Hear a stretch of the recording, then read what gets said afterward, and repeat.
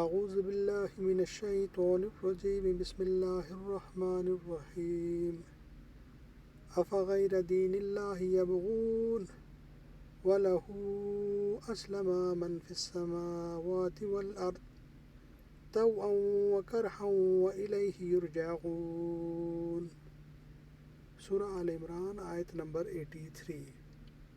ترجمہ و تشریح حوالہ تفسیر ابن عباس۔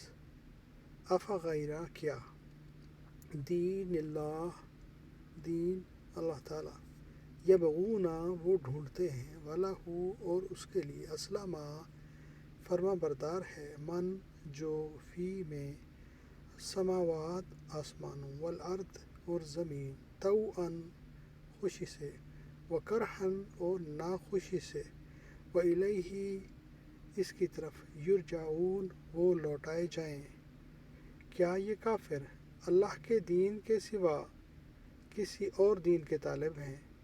حالانکہ سب اہل آسمان و زمین خوشی یا زبردستی سے اللہ تعالیٰ کے فرما بردار ہیں اور اس کی طرف لوٹ کر جانے والے ہیں۔ اب اللہ تعالیٰ یہود و نصارہ کی دشمنی اور ان کے رسول اکرم صلی اللہ علیہ وسلم سے سوال کرنے کا ذکر فرماتے ہیں۔ انہوں نے آپ صلی اللہ علیہ وسلم سے دریافت کیا کہ ہم میں سے کون حضرت ابراہیم علیہ السلام کے دین پر ہے؟ آپ صلی اللہ علیہ وسلم نے فرمایا کہ تم دونوں جماعتوں میں سے کوئی بھی ملت ابراہیمی پر نہیں ہے۔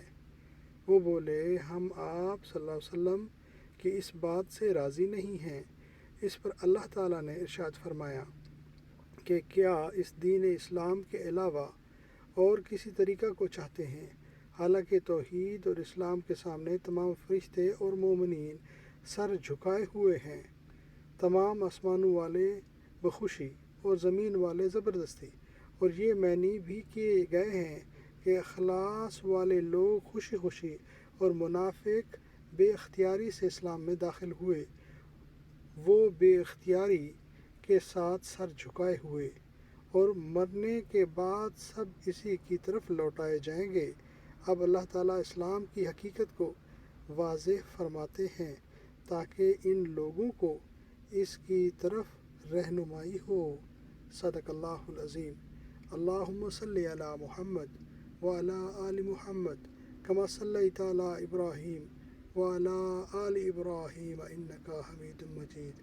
اللہم بارک علی محمد وعلی آل محمد کما بارکت علی ابراہیم وعلی آل ابراہیم انک حمید مجید۔